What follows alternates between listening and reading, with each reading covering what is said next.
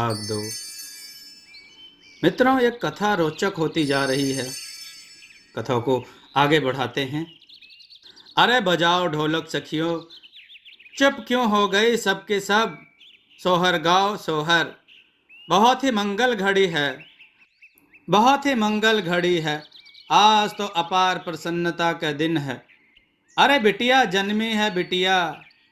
बिना रुकावट बोलते हुए महिलाओं की गोद से ढोलक उठाकर गले में लटका लिया और दोनों हाथों से लयबद्ध बजाने गाने लगे। पैरों में घुंघरू पहन नाच नाच कर हर एक जन के पास जाकर खुशी व्यक्त करते हैं कि अथाह खुशियां बांटो, कन्या का जन्म हुआ है। सिर्फ पंडित बाबा के पास नहीं गए। पंडित बाबा उनके इस रूप का भेद भांपते हुए पहले ही वहां से खिसक लिए। गजराज जी ऐसे ही घंटों नाचते रहे जब तक कि वे गिरकर बेहोश ना हो गए। उनकी ऐसी स्थिति पर सभी स्तब्ध थे। जैसे तैसे उन्हें घर पहुंचाया गया। इस वाक्य के बाद तो सबको यकीन हो चला कि हो न हो यह उस चुड़ैल का साया है जो गजराज सिंह जी जैसे बहादुर व्यक्ति को मृतप्राय बना गई।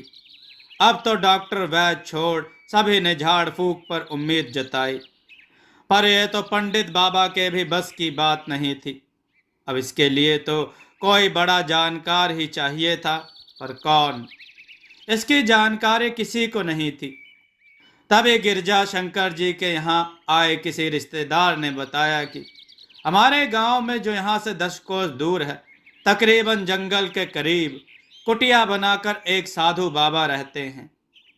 वे वर्ष में कुछ ही समय निकलते भिक्षा के लिए, नहीं तो पूरे समय वे अपनी कुटिया में ही रहते हैं। उनके पास एक गाय है जिसकी सेवा और अपने खाने पीने का प्रबंध वे स्वयं ही आसपास की बाग बगीचों से कर लेते हैं। वे जब भी गांव में आते हैं तो हमेशा इस तरह के मामले में किसी न किसी का कल्याण करते ही हैं। मुझे लगता है गजराज जी की इस दशा का भी तोड़ उनके पास जरूर ही होगा। जानकारी मिलते ही गजराज जी के परिवार के लोग जा पहुंचे फकीर बाबा के पास। सारी व्यथा बताकर उनसे निवेदन किया, बाबा अब आप ही का सहारा है, कृपया उचित मार्गदर्शन करें। साधु बाबा वैसे कम ही बोलते थे। हम करके चलने की सहमति में सिर हिलाते हैं। अपनी छोटी मैली सी केतली नुमा कोई पात्र उठाते हैं और बाड़े में बंधी गौ माता को सांझ तक चारा देकर सबके साथ ही चल पड़ते हैं। साधु बाबा गजराज जी के सराहने बैठते हैं और वहां उपस्थित अन्य जनों को वहां से जाने का इशारा करते हैं। साधु बाबा अपनी आंखें बंद करते हैं और अपने केतली नुमा पात्र से कुछ जल की बूंदें हथेली पर लेकर उनके चेहरे पर लगाते हैं। अपनी घनी लंबी सफेद दाढ़ी पर हाथ फेरते हुए आसमान की तरफ सिर उठाकर बड़ी देर तक कुछ बुदबुदाते हैं। धीरे से अपने दाहिने हाथ की हथेली को बड़े स्नेह से गजराज जी के माथे पर फेरते हैं और पूछते हैं, कौन है तू? अब गजराज जी के चेहरे की लालिमा फीकी पड़ चुकी थी। आंखों से आंसुओं की धार बह चली थी। उनके मुख से कुछ भी नहीं निकलता सिवाय सिसकियों के। साधु बाबा अपना हाथ उनके माथे से हटाते हुए, अभी सो जा और तब तक ऐसे ही रह। इस शरीर का ताप मत बढ़ा, स्थिर ही रहने दे। मुझे पता है तू किसी का बुरा नहीं चाहती, पर जिस शरीर में है उसकी रक्षा करती रह, क्योंकि यदि तू इसे ही नाश करेगी तो तेरी उचित अनुचित इच्छा, तेरे मुक्ति का मार्ग या जो भी तेरी मंशा है, हम उसे पूर्ण करने में तेरी मदद नहीं कर पाएंगे। साधु बाबा ने परिवार के अन्य सदस्यों को जल का कुछ अंश दिया और हर 2 घंटे में उनके पूरे शरीर पर मलने को कहा।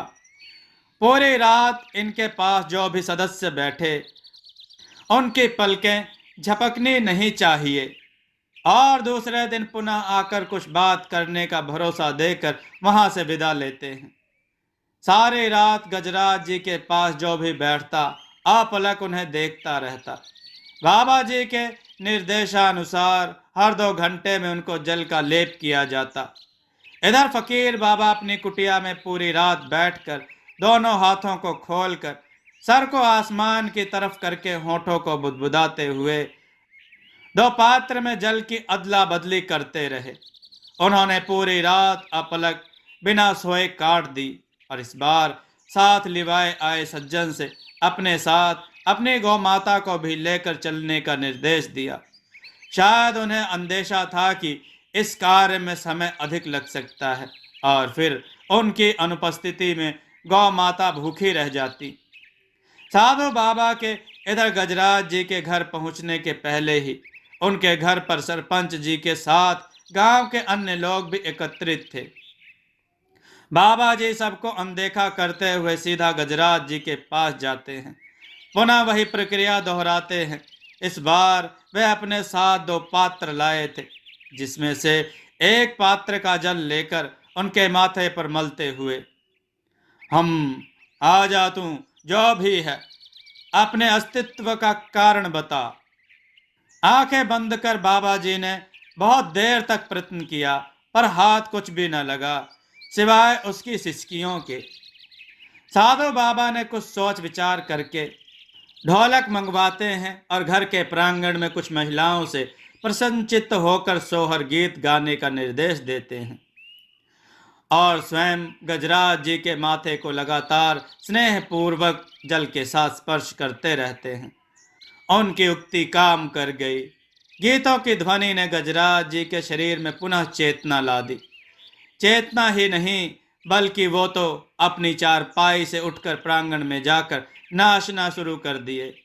साधु बाबा ने अवसर पाकर दूसरे पात्र का जल फेंकते हुए, कौन है तू? गजराज जी नाच नाच कर अजीब सी हंसी निकालने लगे। पूरा शरीर बिजली की तरह कौंध रहा था। उनकी आवाज भर्राई किंतु धीमी थी। आंखों से निकलते आंसुओं का रंग रक्त में तब्दील हो गया था। उसे भरे गले से उन्होंने कुछ धूमिल से बोलना शुरू कर दिया। हम फकीर बाबा बोले, बता तू कौन है और क्या चाहती है? हम ननको के मेहरारू। फकीर बाबा बोले, ननको के मेहरारू? तूने गजराज जी को ही क्यों चुना? क्यों इन्हें परेशान कर रही है? बता। मालिक के सिवा कौनो माँ इतनी हिम्मत ना ही कि हमार बेग सहत। सबके सब पापी हैं, सब। साधु बाबा बोले, पर क्या चाहिए तुझे? न्याय, न्याय। साधु बाबा बोले, न्याय? कैसा न्याय? बता। पहले पंचायत बुलवाओ। गजराज जी की रफ्तार अब धीमी पड़ रही थी। साधु बाबा ने भांपते हुए, तो रुक जा, मत कहीं। तू जो बोलेगी सब होगा, लेकिन तुझे वादा करना होगा तूने जिस जिस्म पर कब्जा किया है उसे मुक्त कर देगी। पंचायत, पंचायत, पंचायत। न्याय, न्याय, न्याय, न्याय चाहिए हमें, न्याय। हाँ, पहले पंचायत।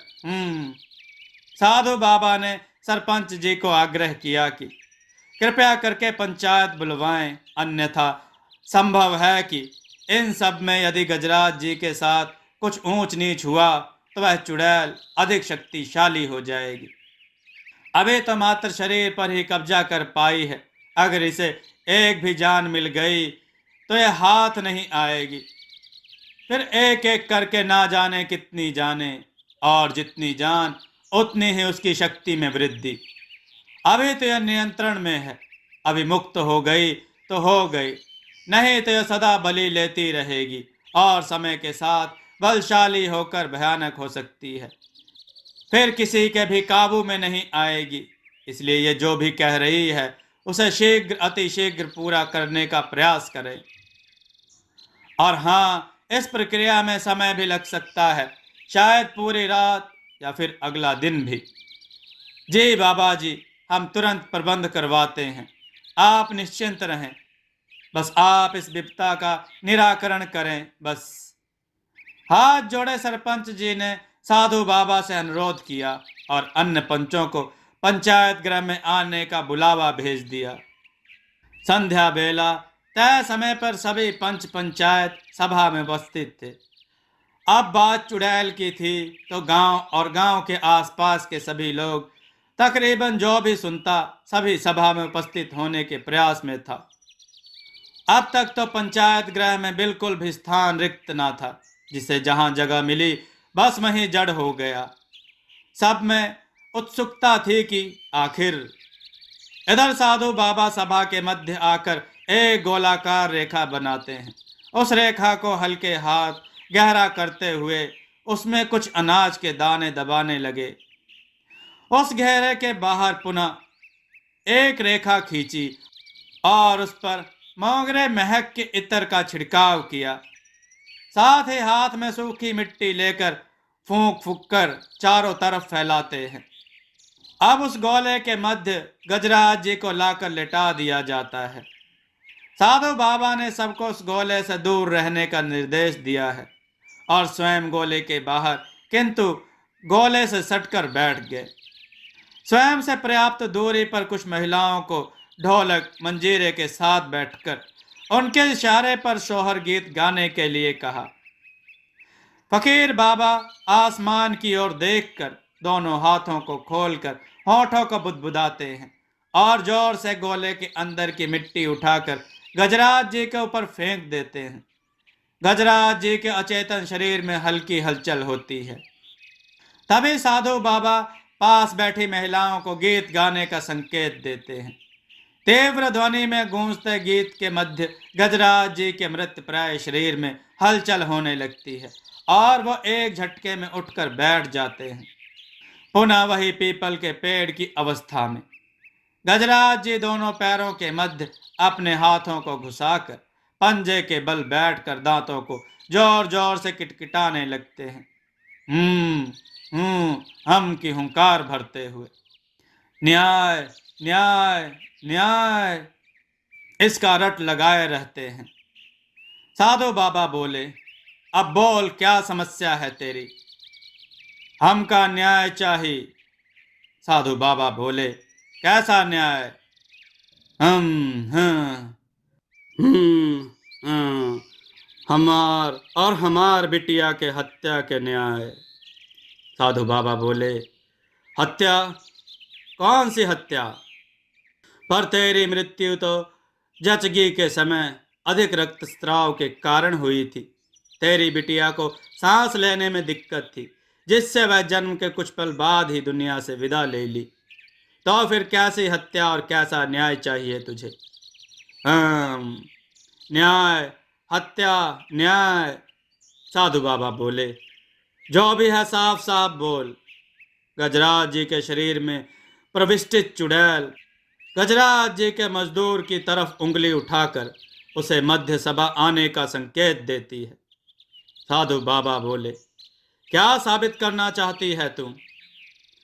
ननकू का बुलाओ। ननकू का बुलाओ। साधु बाबा ननकू को चुड़ैल के समक्ष बुलाकर बैठने का संकेत देते हैं।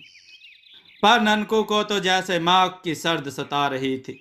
वो थर थर कांप रहा था, बावजूद उसके माथे पर पसीने की बूंदें भी चमक रही थी। अजय भी हालत बनी हुई थी उसकी। साधु बाबा बोले, बोल, अब आ गया ननकू, क्या चाहिए तुझे? न्याय, और बुलवाओ, और बुलवाओ। माई बाबू को बुलवाओ। इतना बोलते हुए गजराज जी का चेहरा जलते अंगार की भांति धधक उठा। साधु बाबा ने ननकू के माई बाबू की तरफ देखा ही था कि दोनों हाथ जोड़े कांपते हुए साधु बाबा के पैरों में आकर गिर जाते हैं।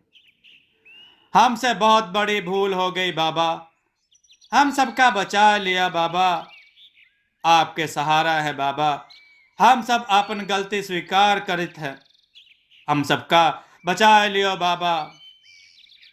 उन सबके गिड़गिड़ाहट सुनकर गजराज जी की आंखों से आंसुओं की धार फूट पड़ी और साथ ही जोर के ठहाके लगाकर हंसने भी लगे और फुफकार कर बोले,